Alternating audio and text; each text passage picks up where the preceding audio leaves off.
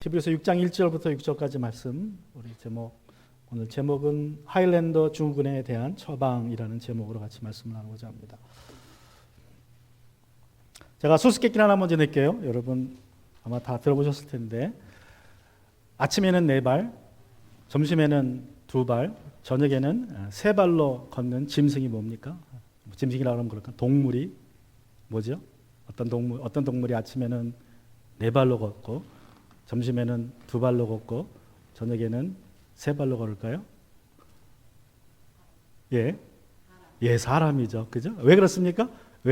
어떤 뜻이에요? 아침에는, 어렸을 때에는 2발, 2손으로 기고, 커면, 성인이 되면 2발로 걷고, 나이가 들어서 이제 좀 연로하면 지팡이 짚고, 우리 지팡이 짚고 다니는 분 아직 안 계시니까 여기 계시는 분은 다 청년이에요, 청년. 청년. 자, 사람은 태어나는 순간부터 죽을 때까지 자랍니다. 그런데 몸은 태어나는 순간부터 죽을 때까지 자라는 것이 아니라 언제까지 자라요? 우리 몸은 20살 정도 때까지 자랍니다. 그리고 성장이 멈추고 그때부터는 이제 노화가 서서히 시작돼요. 보이지 않게. 그러나 우리 마음은 계속 자랄 수 있습니다. 몸이 20살 때부터 노화한다고 해서 우리 마음도 그때 성장을 멈추어서는 안 됩니다. 성장해야지. 계속 좋은 책을 읽고 공부를 해서 우리 마음이 계속 성숙해져야 됩니다. 또 우리가 거듭난 이후에도 우리의 영은 계속 성장해야 됩니다. 끊임없이 성장을 해야 됩니다. 자, 지난주에 우리가 하일랜더 증후군에 관해서 같이 말씀을 나눴는데, 우리 히브리서 5장 11절부터 14절에서 바울이 히브리 이 서를 통하여서 로마에 있는 유대인 우리 성도님들, 교인들에게 너희들이 어린아이와 같다 그랬습니다. 어린아이와 같다. 시간이 되면 아주 오래됐는데 아직도 어린아이다. 영적인 하일랜더 증후군에 걸려있다고 아주 심한 책망을 했습니다. 그런데 성경에 보면 이 영적인 하일랜더 증후군에 걸린 사람들이 또 있었습니다. 누굽니까? 누가 또 있었죠? 우리 신약성경에 보면 누가 또 이 증후군에 걸려 있었습니까? 바울이 또 누구를 너희는 영적인 어린아이다라고 책망을 합니까? 우리가 아는 것처럼 고린도서 3장에 보면 바울이 또 이런 이야기를 하죠. 나는 여러분에게 젖을 먹였을 뿐 단단한 음식을 먹이지 않았습니다. 그때에는 여러분이 단단한 음식을 감당할 수 없었습니다. 사실 지금도 여러분은 그것을 감당할 수 없습니다. 여러분은 어린아이입니다. 영적인 어린아이입니다. 그래서 내가 여러분에게 단단한 음식을 주지 않고 우유를 줬다고, 젖을 줬다고 이야기합니다. 자, 그런데 바울이 고린도 성도들에게는 그들이 어린아이이기 때문에 단단한 음식 주지 않고 젖을 주었는데, 오늘 이제 로마에 있는 히브리인들, 유대인 그리스도인들에게는 어떻게 합니까? 그들에게도 너희는 아직 영적 어린아이니까 내가 단단한 음식 줄 수 없고 젖을 주겠다고 말합니까? 아니면 뭐라고 말합니까? 그들에게는 단단한 음식을 주고자 합니다. 자, 6장 1절에 보면 이렇게 이야기를 해요. 그러므로 우리는 그리스도교의 초보적인 교리를 제쳐놓고 성숙한 경지로 나아갑시다. 그러므로라는 말로 시작합니다. 그러므로. 여러분 14절에서 바울이 어떻게 얘기했어요? 14절 이제 5장 14절 마지막 절에서는 그러나 단단한 음식물은 장성한 사람들의 것입니다. 그들은 경험으로 선과 악을 분별하는 세련된 지각을 가지고 있는 사람들입니다. 자, 그래서 여러분은 어린아이라 그러면서 여러분은 아직 선과 악을 구분할 수 없는 장성된 사람이 아니라고 하면서 이제 6절에 와서는 그러므로라는 말로 시작합니다. 사실은 어떤 말이 더 적당합니까? 저 내용의 흐름을 볼 때에는 어떤 접속사가 더 적당해요? 그러나 또는 그럼에도 불구하고 여러분은 아직 어린아이지만 장성한 사람으로서의 음식을 먹지 못하는 상황이지만 그러나 그럼에도 불구하고 성숙한 경지로 나아갑시다. 이러면 좀 말이 맞아요. 그런데 그러나 또는 그러므로라는 접속사 대신에 그럼에도 불구하고라는 접속사 대신에 그러므로라는 말을 씁니다. 그러므로 자연스럽게 이어지게. 왜 그러므로라는 말을 씁니까? 바울이 생각하기에는 이게 하나의 이제 처방을 내리는 것입니다. 그러므로 나는 접사를 통해서 이제 여러분이 어린아이인데 그 영적인 하일랜드 증후군에서 이제 벗어날 수 있는 처방을 내가 이제부터 줍니다라는 뜻으로 그러므로라는 말을 시작해요.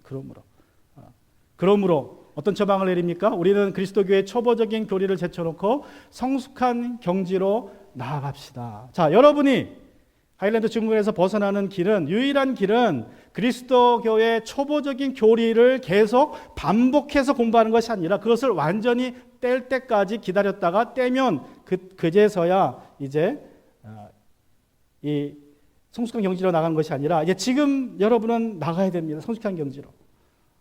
그래서 바울의 처방은 그리스도교의 초보적인 교리를 다시 공부하는 것이 아니라 성숙한 경지로 나가는 것이 이제 처방이라고 말을 합니다. 여러분, 공부 못하는 사람들의 특징이 무엇이냐 하면, 공부 못하는 사람들의 특징은 처음 부분을 반복해서 공부합니다. 계속. 특별히 기초가 필요한 공부들이 있죠.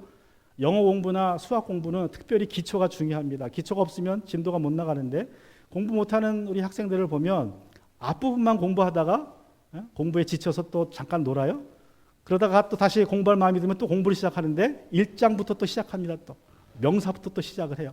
그리고 또 한 1장이 끝날 때 되면 지쳐가지고 또 책 닫았다가 한참 놀다가 다시 또 돌아와서 공부를 시작하는데 또 1장부터 공부를 해요. 그래서 책을 보면 밑에를 보면 앞에 부분만 까매요. 거기만 열심히 공부해가지고 한 2장 가면 하얘입니다. 아무 노트도 없고 아무것도 없어요. 그냥 그것만 반복하는 거예요. 끝까지. 공부를 못해요. 그러면 지금 그런 상황 속에서 바울이 하는 말이 이제 더 이상 초보적인 교리는 이제 건들지 말고 성숙한 경지로 나갑시다라고 그가 처방을 내립니다. 여기서 성숙한 경지가 무엇입니까? 바울이 말하는, 바울은 왜 그들에게 여러분은 아직 영적인 어린아이라고 이야기를 시작했습니까? 5장 11절을 보시면 내가 멜기세덱에 관해서 해줄 말이 많은데 여러분의 귀가 둔함으로 말을 해줄 수 없고 라면서 여러분이 영적인 어린아이라고 이야기합니다. 그래서 시작된 말이에요. 자, 그래서 여기서 말하는 이 성숙한 경지로 나아갑시다라는 말은 곧 무슨 의미입니까? 그것은 곧 멜기세덱에 관한 가르침을 깨닫고 이해하고 적용하며 사는 그러한 경지라고 말합니다. 즉 예수 그리스도께서 멜기세덱의 계통을 따라서 대제사장으로 임명받았다는 것을 완전히 이해하고 이제 그것을 삶에 적용하는 수준이라는 말이에요. 수준.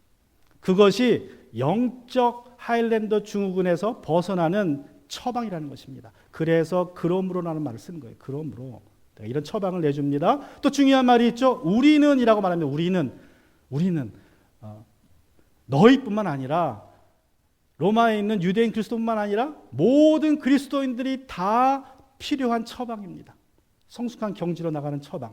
곧 멜기세덱의 계통을 따라서 그리스도의 대제사장 되심을 우리가 알아야 된다는 것입니다. 공부해야 된다는 것입니다. 여러분, 이 로마의 유대인들은 초보적인 교리는 너무나 잘 알고 있었습니다. 지식적으로. 그래서 6절, 우리 1절 하반절부터 2절에 보면요. 그 초보적인 교리가 무엇인지 그들이 잘 알고 있는 떼놓은 교리가 무엇인지를 이렇게 설명합니다. 죽은 행실에서 벗어나는 회개와 첫 번째 초보적인 그 교리는 죽은 행실에서 벗어나는 회개라고 말하고 있습니다. 죽은 행실이라는 말은요. 죽음에 이르게 하는 행실이라는 뜻이에요. 죽음에 이르게 하는 행실. 내가 죽음에 이르게 하는 행실 또는 우리 갈라디아서 말씀에 근거하면 육체의 행실입니다. 육체의 행실은 환히 드러난 것들입니다. 곧 음행과 더러움과 방탕과 우상숭배와 마술과 원수매즘과 다툼과 시기와 분냄과 분쟁과 분열과 파당과 질투와 술취함과 흥청망청 먹고 마시는 노름과 그와 같은 것입니다. 내가 전에도 여러분에게 경고하였지만 이제 또다시 경고합니다. 이런 짓을 하는 사람들은 하나님의 나라를 상속받지 못할 것입니다. 자, 이러한 육체의 행실에서 돌이키는 것이 회개입니다. 회개. 즉 마음의 변화가 삶의 변화로 나타난 것입니다. 그리고 두 번째는 무엇입니까? 두 번째는 하나님에 대한 믿음을 그들이 가지고 있었다고 말합니다. 하나님에 대한 믿음. 하나님에 대한 믿음이 무엇입니까? 하나님에 대한 믿음이라는 것은 여러분 회개하면 회개라는 것은 믿음과 같이 갑니다. 회개한 사람은 믿음이 있게 회개한 거죠. 또 믿음이 있는 사람들은 죄로 회개합니다. 그래서 회개와 믿음은 동전 양면성이에요. 같이 일어나는 것이기 때문에 어느 것이 먼저다 나중이다 가름하기가 쉽지 않은데 중요한 건 하나님에 대한 믿음을 가지고 있다는 것은 하나님이 말씀하신 복음을 믿는다는 뜻이고 하나님이 보내주신 예수 그리스도를 믿는다는 것입니다. 자, 그들은 이 두 가지 죽은 행실에서 벗어나는 회개와 하나님에 대한 믿음을 확실히 알고 있었습니다. 또 세 번째로 침례에 관한 가르침을 그들은 알고 있었고 안수에 대한 가르침도 알고 있었습니다. 침례에 대한 가르침. 여기 보면 이 침례라는 말이 우리 한국말에서는 그냥 침례에 대한이라고 되어 있지만 영어 성경을 보면 baptisms라 해서 baptism이 복수로 되어 있습니다. 복수로. baptisms. 좀 색다른 표현이에요. 침례는 한 번 받는데 침례를 여러 번 받는 것처럼 s를 붙여놨어요. 여러 번 반복해서 받는 것처럼. 그래서 거기에 대한 해석이 분분한데 제가 믿기에는 왜 그렇게 baptisms라는 복수로 했냐면요. 그 초대교회 당시에는 침례를 줄 때 세 번을 줬습니다. 성부와 성자와 성령의 이름으로. 저는 우리 지영이 마지막으로 침례 줄 때 어떻게 줬냐면 성부와 성자의 성령의 이름으로 너에게 침례를 주노라 하고 한 번 물에 들어갔다 나오면 끝이에요. 그런데 초대교회 사람들은 성부의 이름으로 침례를 주고 성자의 이름으로 침례를 또 한 번 주고 또 성령의 이름으로 침례를 또 한 번 줍니다. 그래서 침례를 세 번 받았어요. 그래서 아마도 그것을 의미해서 저 침례라는 말을 복수로 쓰지 않았을까 하는데 어쨌든 로마의 유대인 그리스도인들은 침례에 관한 가르침, 침례가 무엇을 의미하는지를 잘 이해하고 있었습니다. 또 침례받은 이후에는 사도행전을 보면 어떤 일이 벌어집니까? 베드로나 바울이 침례를 준 이후에는 바로 안수를 합니다. 그래서 성령을 받게 합니다. 그래서 이 안수라는 것은 병 고칠 때도 예수님이 안수하셨고 또 어떤 집사나 장로의 목회자의 직분을 받을 때도 안수를 통해서 이 사무를 시작하게 했습니다. 그래서 병 고침, 직분 또는 성령을 받게 하는데 안수가 이렇게 연관이 되어 있어요. 그래서 안수라는 것은 바로 그러한 가르침입니다. 그래서 침례와 안수는 또 붙어 있는 한 쌍과 같습니다. 또 세 번째로 죽은 자의 부활, 그들이 죽은 자의 부활과 영원한 심판에 관해서도 그들은 잘 알고 있었습니다. 자, 보면 죽은 행실에서 벗어나는 회개와 하나님에 대한 믿음은 과거적인 거죠. 과거 일어난 일, 또 침례에 관한 가르침과 안수는 어떻게 보면 좀 현재 가까운 일이고 죽은 사람의 부활과 영원한 심판은 앞으로 있을 일입니다. 자, 죽은 사람의 부활, 이것은 예수님을 믿는 사람이나 믿지 않는 사람, 선한 자와 악한 자의 부활을 다 말합니다. 선한 자나 악한 자나 다 부활해서 왜 선한 자나 악한 자가 다 부활합니까? 왜 악한 자도 부활합니까? 마지막 말씀처럼 영원한 심판을 받기 위해서 부활을 해야 됩니다. 그래서 선한 자는 생명으로 악한 자는 형벌로 지옥으로 이제 심판을 받게 됩니다. 그래서 그들은 이 죽은 사람의 부활에 대해서도 또 영원한 심판에 대해서도 그들은 잘 알고 있었습니다. 자, 이 6가지 그리스도교의 초보적인 교리를 다 배웠고 이제 그 근거에 의하면 자기들이 볼 때는 자기들이 생각할 때는 나름대로 영적으로 좀 성숙한 사람이 됐다라고 그들은 생각했을 거예요. 초보적인 교리를 뗐으니까, 젖을 뗐으니까. 그런데 바울은 그들에게 여전히 어린아이라고 이야기합니다. 그런데 또 이들을 삶에 보면 이들은 단지 지식적으로 이 6가지를 잘 알고 있었을 뿐만 아니라 이들은 또 영적인 것들을 많이 경험했습니다. 영적인 것들도 경험했어요. 그래서 계속해서 바울이 4절에서 이제 이야기합니다.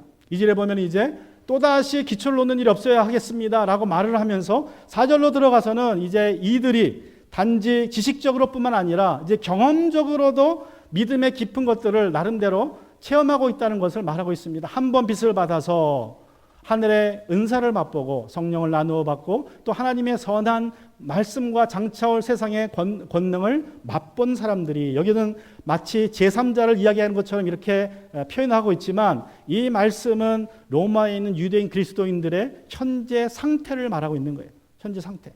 그들의 영적인 경험의 상태는 그들은 빛을 맛본 사람들입니다. 여러분, 빛이라는 것은 성경에서 하나님을 상징하는 의미입니다. 그래서 요한일서 1장 5절에 보면 하나님은 빛이시오라고 말씀하고 있습니다. 요한복음 1장 4절 5절에서는 참빛이 있었다. 그 빛이 세상에 와서 모든 사람에게 비추었다. 그래서 예수께서 빛으로 세상에 오셨다라고 말합니다. 그러므로 빛을 경험했다는 것은 무엇입니까? 어둠 속에서 빛을, 예수님을 만났다. 죄에서 구원받았다는 뜻입니다. 그게 빛을 한번 경험했다라는 뜻입니다. 또 그들은 무엇을 경험했습니까? 그들은 하늘의 은사를 맛보았다고 이야기합니다. 하늘의 은사. 자, 이 하늘의 은사가 무엇입니까? 하늘의 은사는, 은사라는 말은 보통 우리가 들으면 성령의 은사를 떠올리지만 뒤에 성령이라는 말이 또 나오는 걸 보면 성령의 은사라기보다는 히브리서 2장 3절에 말하는 하나님이 우리에게 주시는 귀증한 구원이라는 것을 알 수 있습니다. 그래서 은사라는 말은 그냥 선물이라는 뜻입니다. 선물.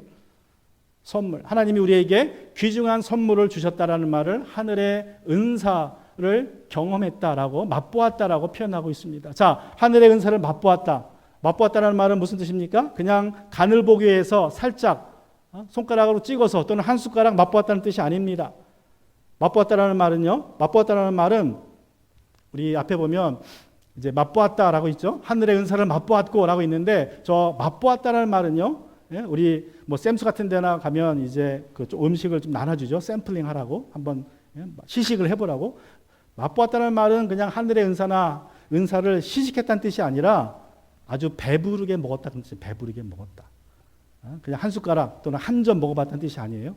그런 의미가 아니라 배부르게 먹어봤다, 그런 뜻입니다. 그래서 이 맛보았다라는 말이 나중에 뒤에 가서 히브리서 2장 9절에 보면 예수님이 그는 하나님의 은혜로 모든 사람을 위하여 죽음을 맛보셔야 했습니다라는 말하고 같은 말이에요. 헬라 말로는. 그래서 여기서 죽음 맛보셨다는 말은 죽음을 살짝 맛봤다는 말이 아니라 죽음을 아주 완전하게 경험하셨다, 그런 뜻입니다. 죽음을 완전하게 경험하셨다. 그러므로 하늘의 은사를 맛보았다라는 것은 이제 구원을 완전히 경험했다라는 뜻입니다. 구원을 완전히 경험해봤다. 구원이 무엇인지 경험으로, 지식으로 아는 것이 아니라, 회개와 믿음만 지식으로 아는 것이 아니라 이제 경험적으로도 그들은 무엇인지, 구원이 무엇인지 알았다라고 이야기하는 것입니다.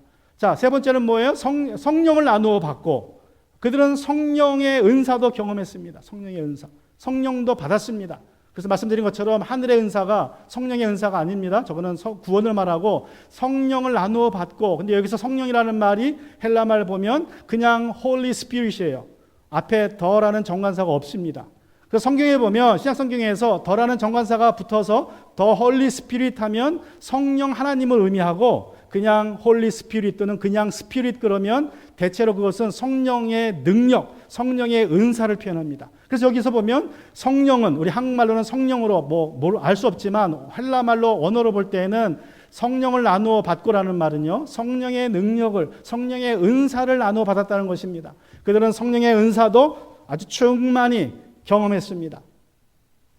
성령의 모든 은사, 어떻게 보면 사도행전에 나타나는 모든 성령의 은사, 고린도전서 14장에 나오는 모든 성령의 은사를 그들은 다 경험하고 있다는 것을 우리가 알 수 있습니다. 또 그리고 무엇을 경험했습니까? 그들은 하나님의 선한 말씀과 장차올 세상의 권능을 맛본 사람들이, 그들은 하나님의 선한 말씀, 하나님의 말씀이 얼마나 자신들에게 유익이 되는지, 그 하나님의 말씀을 주야로 묵상할 때에 신학가에 심은 나무처럼 시절을 쫓아 열매 맺는 삶을 그들은 살고 있었다는 것입니다. 여러분, 로마의 유대인 그리스도인들은 그런 복을 맛보며 살았어요. 경험하고 살았습니다. 그리고 이제 마지막으로 그들이 뭘 경험합니까?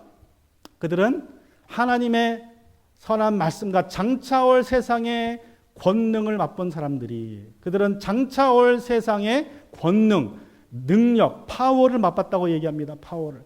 저 권능이라는 말이 두나미스라는 말로 표현됐는데, 저 말이 히브리서 2장 4절에서는 기적이라는 말로 번역이 됐어요. 똑같은 말인데 권능이라고 번역됐고, 여기서는 히브리서에서는 2장 4절에서는 기적이라는 말로 번역이 됐습니다. 자, 능력이 있어야 기적이 나타나죠.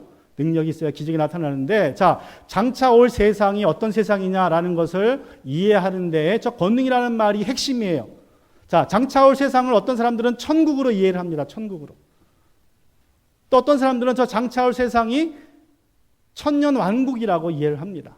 그래서 해석이 둘 중에 하나입니다. 천년 왕국일 수도 있고 또 천국일 수도 있는데, 저는 저 권능이라는 말을 통해서 장차 올 세상이 천국이라기보다는 천년 왕국이 아닐까라고 생각을 해요. 왜냐하면 여러분, 천국에서는 기적이 필요합니까?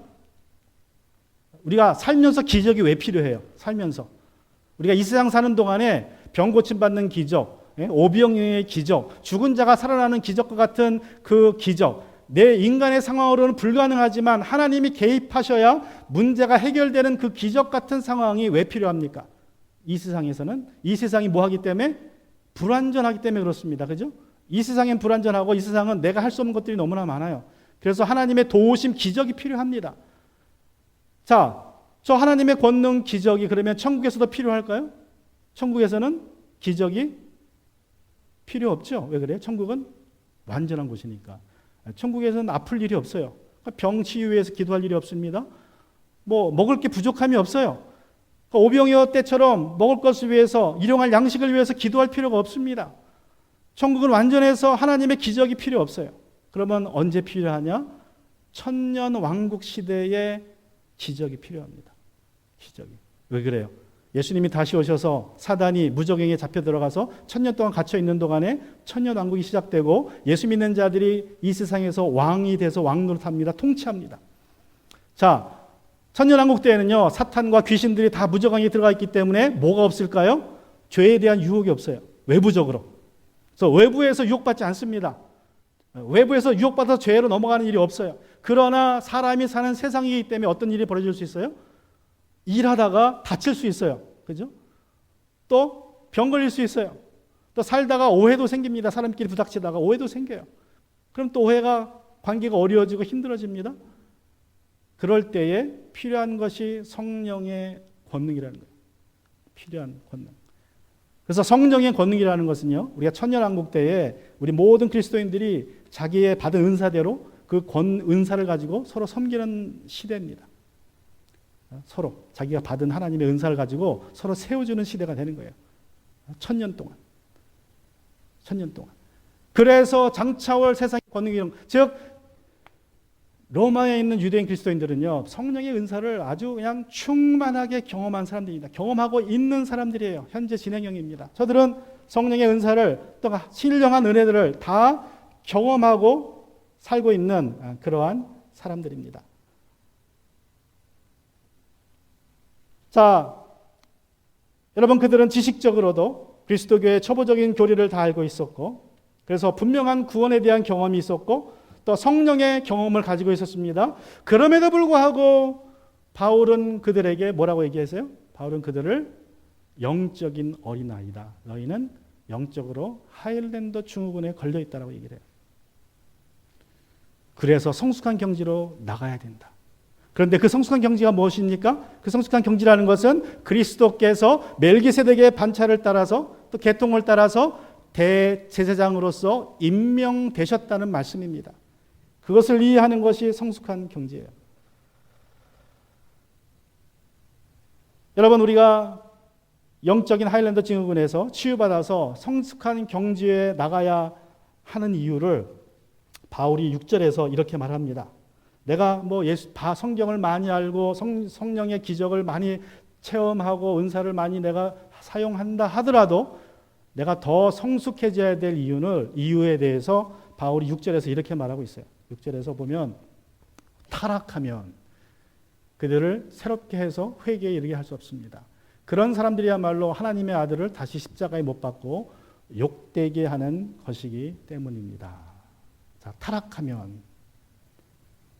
타락하면이라고 말해요.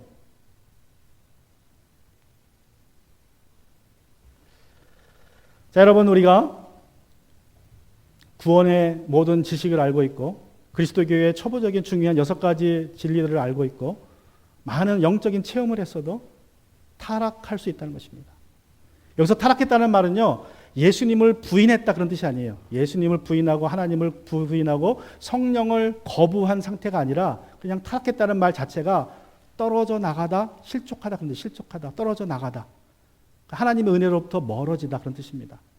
그런데 이것이 점점 더 멀어진다는 거예요. 히브리서 2장 1절 말씀처럼 우리 귀가 막혀지고 우리가 들은 것을 굳게 붙잡지 않으면 하나님의 은혜로부터 점점 더 멀리 가다가 어느 순간부터는 그냥 완전히 하나님을 잊어버리고 하나님을 부정하는 그 순간으로 넘어간다는 거예요. 그러면 그게 이제 배교가 되는 거죠. 그러니까 이때는 배교가 아니지만 그 하나님의 은혜로부터 멀리 갈수록 나중에는 그 순간에 이른다는 것입니다. 그래서 자기가 자기도 모르게 의도적으로 하나님을 없다 그러고 모른다 그러고 하나님을 대적합니다. 그런 상태까지 가는 거예요. 그 과정의 시작이 타락하면이라는 말로 이제 되는 것입니다. 그들이 타락하면 저건 어떤 가정이 아니라 타락할 수 있는 가능성을 얘기하는 가능성. 타락할 수 있다. 너희가 지금 여러 가지를 지식으로 알고 있고 성령의 은사를 경험적으로 경험하고 있어도 성숙한 경지로 나가지 못하면, 즉 타락하면, 성숙한 경지에 이르지 못하면 그 뜻이에요. 문맥적으로 볼 때. 못하면 어떤 일이 벌어질 수 있냐? 그들을 새롭게 해서 회개에 이르게 할 수 없습니다. 그런 사람들이야말로 하나님의 아들을 다시금 십자가에 못 박게 하는 것이기 때문입니다.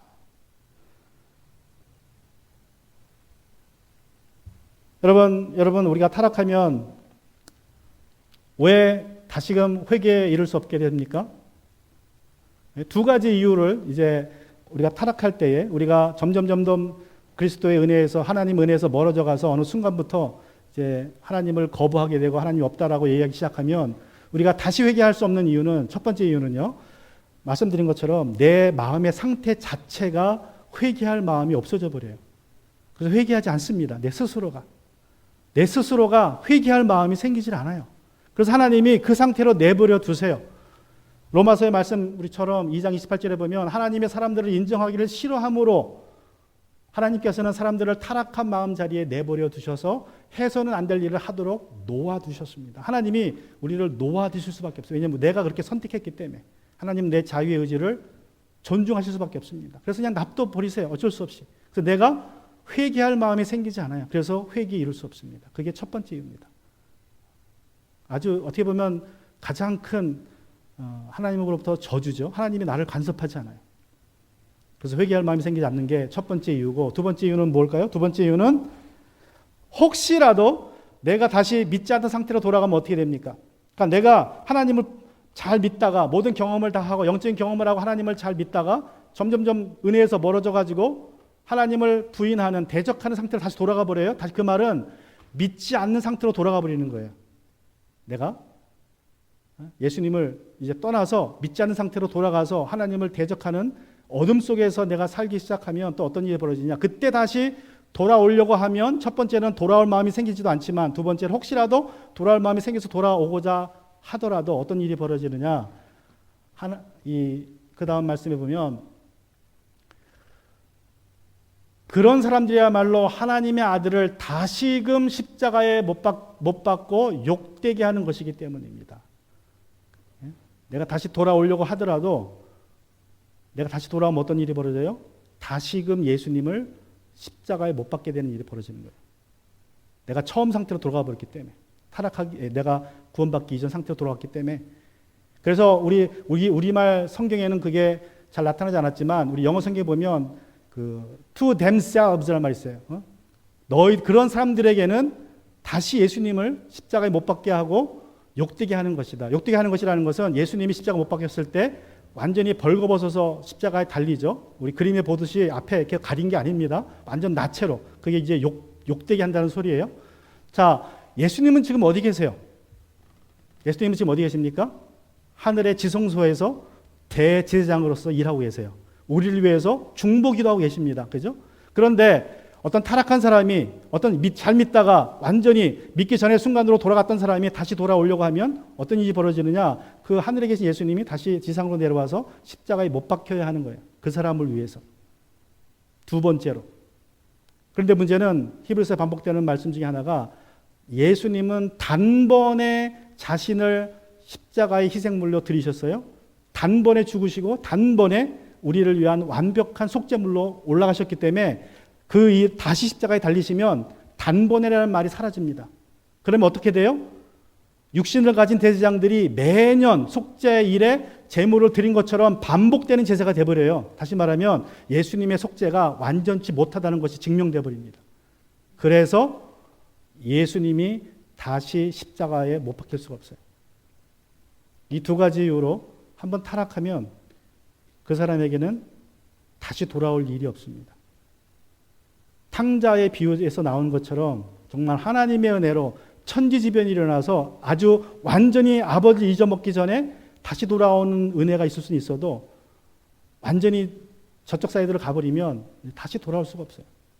돌아올 마음도 안 생기고 하나님이 무슨 일을 그에게 어떤 재난을 줘도 회개할 마음이 생기지도 않고 혹시라도 스스로가 깨달아 회개한다고 하더라도 예수님 다시 십자가 못 박히기 때문에 그는 다시 돌아올 수 없습니다. 그래서 이 히브리서 6장 1절부터 6절까지의 말씀은요, 많은 사람들이 그렇게 질문을 해요. 타락한 사람, 예수 믿던 사람이 타락할 수 있느냐, 다시 하나님의 은혜를 떠날 수 있느냐라는 것을 궁금증으로 여기는데, 그게 문제의 핵심이 아니라, 이 문제의 핵심은 뭐냐면, 한 번 예수 믿다가 예수님을 떠나면 다시 돌아올 수 없다는 게 포인트입니다.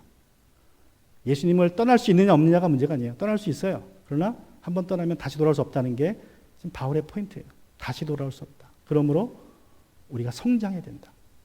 내가 초보적인 교리를 좀 알고 있다 하더라도, 내가 영적인 경험이 좀 있다 하더라도, 무엇을 모르면 예수 그리스도께서 멜기세덱의 계통을 따라서 대제사장으로 임명됐다는 것이 무슨 뜻인지, 내가 그 가르침에 따라서 살고 있지 않다면 아직 성숙한 경지가 아니기 때문에 내가 언제든지 타락할 수 있다는 것입니다.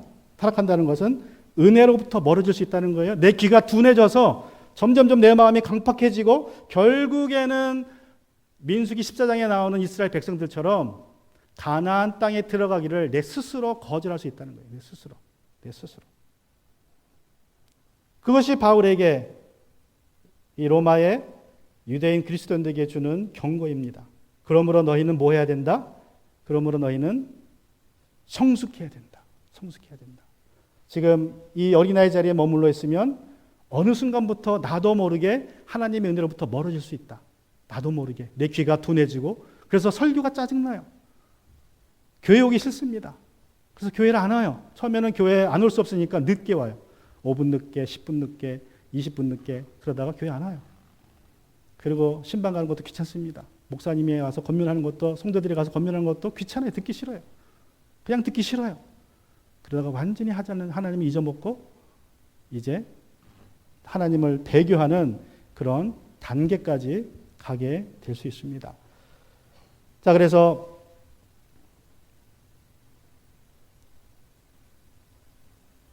우리가 다시 돌아가야 되는데, 이제 성숙해야 되는데, 내가 성숙의 영지로 나가야 되는데 어떻게 성숙할 수 있느냐? 첫 번째 키는 우리 히브리서 6장 3절의 말씀처럼 하나님께서 허락하셔야 됩니다. 그러니까 이게 이제 우리 기독교 신앙의 어떻게 보면 좀 패러독스입니다. 자, 1장에서 성숙한 경지로 나아갑시다라고 얘기했죠. 그리고 이제 3절에 들어가서는 하나님께서 허락하시면, 이게 우리는 그렇게 할 수 있을 것입니다. 저기서 말하는 그렇게가 뭘까요? 우리는 그렇게 할 수 있다. 하나님 허락하시면. 그 말은 성숙한 경지로 나갈 수 있다는 뜻이죠. 그죠? 성숙한 경지로. 그러니까 내가 성숙한 경지로 나가고 싶다 해서 나가는 게 아니에요. 하나님이 먼저 허락하셔야 됩니다. 하나님의 은혜가 먼저 내게 충만히 임해야 돼요. 그렇다고 내가 아무것도 하지 말라는 건 아니에요. 내가 할 건 다 해야 됩니다. 내가 노력을 해야 돼요. 다시 돌아오도록. 내가 지금 있는 곳에서 세파에 밀려나지 않도록 더 믿음의 성숙을 이루도록 나는 애써야 됩니다. 나는 애써야 되지만 내가 애쓴다고 되는 게 아니라는 소리예요. 쉽게 얘기하면. 내가 애쓴다고 되는 게 아니라 하나님이 반드시 허락하셔야 돼요.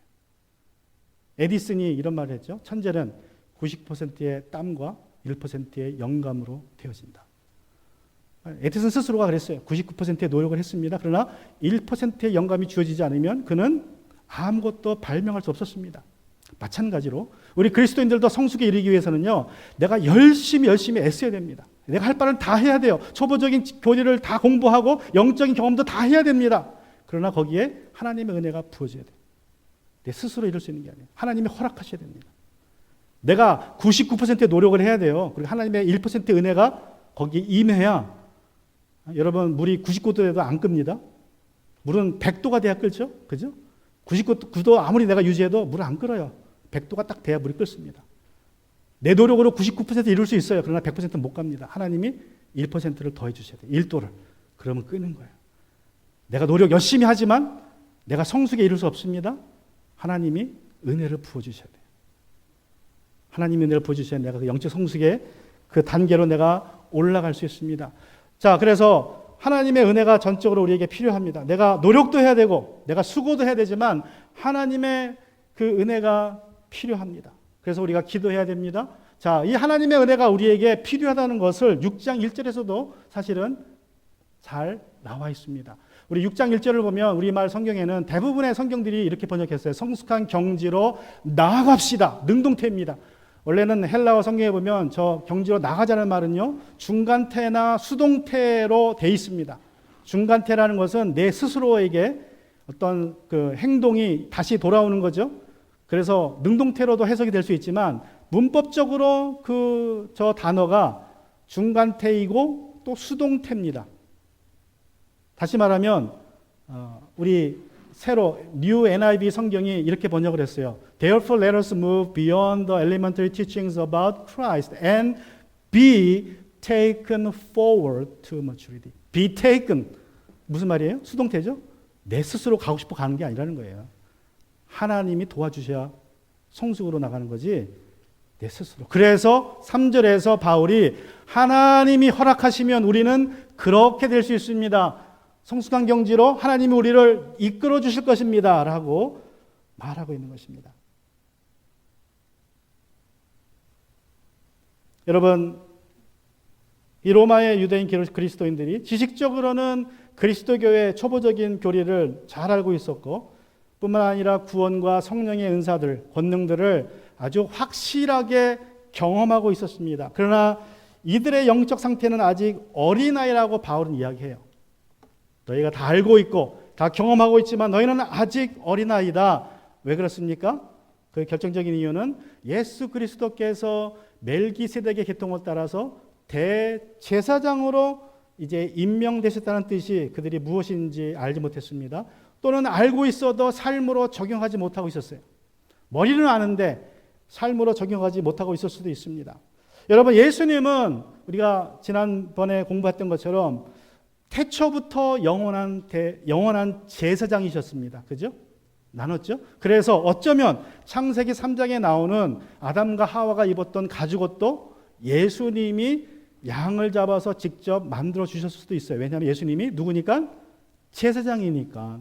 구약시대 제사장처럼 양을 잡아서 그 양으로 앞가림할 수 있는 치마를 만들어 주실 수 있다고 우리가 추측할 수 있습니다.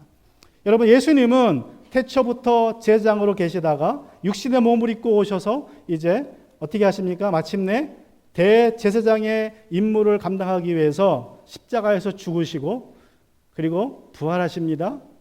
부활하셔서 하늘로 올라가셔서 자기가 십자가에서 흘린 피를 하늘의 지성소로 뿌리세요. 그래서 그 순간에 대제사장으로서 임명됩니다. 임명됐다는 말은 대제사장으로서 사명을 완수했다는 거예요. 그전에는 그냥 제사장으로 있었기 때문에 그냥 제사장이라고 불렸지만 지성소에 자기의 피를 뿌리는 순간 대제사장으로서의 사명을 완수하신 것입니다. 로마의 유대인 그리스도인들, 여러분 이들은 영적으로 어떤 면에서 보면 제사장에 머물러 있었습니다. 그들은 제사장으로서 그냥 성전 뜰 안에서 왔다 갔다 했어요. 성전에서 사역하는 것을 만족했습니다. 또 어떤 사람들은 자기가 제사장이라는 것도 알지 못하고 예수님을 믿었지만 그냥 성전 뜰만 밟고 왔다 갔다 합니다. 그런 수준의 상태예요. 그러나 이 로마에 있는 그 유대인 그리스도인들은 좀 더 그래도 자신들을 잘 알아서 내가 하나님 앞에 왕과 같은 제사장으로 불림받았다는 사실은 알았어요. 그러나 누구로서의 사역을 행하기는 지금 주저하고 있습니까? 대제사장으로서의 사역하기를 주저하고 있어요. 이것이 그들의 영적인 상태입니다. 그래서 바울이 이제 7장부터는 예수님이 대제사장이 임명되셨다는 것이 무슨 뜻인지 설명을 해요. 멜기세덱의 반차를 따라서 예수님이 대제사장으로 임명되셨다는 말을 7장부터 8장, 9장, 10장까지 설명을 합니다. 그리고 끝이에요. 그 다음부터는 이제 어떤 실제적인 권면을 주고 13장에서 마지막 권면, 거의 마지막 권면으로 이렇게 그들을 권면합니다. 13장 13절, 12절, 13절을 보시면 그러므로 예수도 자기 피로써 백성을 거룩하게 하려고 성문 밖에서 고난을 받으셨습니다. 그런즉 우리도 그의 치욕을 짊어지고 영문 밖으로 그에게 나아가자. 영문 밖으로 나아가자. 성전 안에만 머물러 있지 말고 거기서 이렇게 제사장으로 사역하는 것에 만족하지 말고 영문 밖으로 십자가 지고 나가자. 예수님이 십자가 달리신 그 골고다로 십자가 지고 나가야 된다. 그래서 너희도 죽어야 된다. 물론 십자가에 죽는 것이죠. 영적으로 내가 그리스도와 함께 십자가에 못 박혀 한다니. 내가 죽는 것입니다. 그러면 예수님의 피가 내가 죽을 때에 지성소에서 내가 위에서 섬기고 내가 기도하는 사람들, 내가 어떤 영혼을 위해서 지금 기도하고 있는데 예수님 믿게 되라고 기도하고 있는데 섬기고 있는데 그 섬김을 통해서 그 섬김을 보시고 내가 십자가 지고 갈 때에 예수님이 이제 준비하고 계시는 거예요. 하늘의 지성소에서 자신의 피로 뿌려서 그 영혼을 구원할 수 있는. 그러나 중요한 것은 내가 십자가 지고 치욕을 짊어지고 십자가를 지고 영문 밖으로 나가야 한다는 것입니다. 그게 멜기세덱의 계통을 따라서 예수께서 대제사장이 되셨다는 가르침의 의미입니다. 우리도 그렇게 살면 내가 기도하는 영혼들, 섬기는 영혼들을 구원할 수 있습니다. 구원에 이르게 할 수 있습니다. 이것이 바로 영적인 하일랜드 증후군에서 고침받는 치유 방식입니다. 우리 같이 이 시간 우리 기도하기 원합니다. 우리 기도할 때에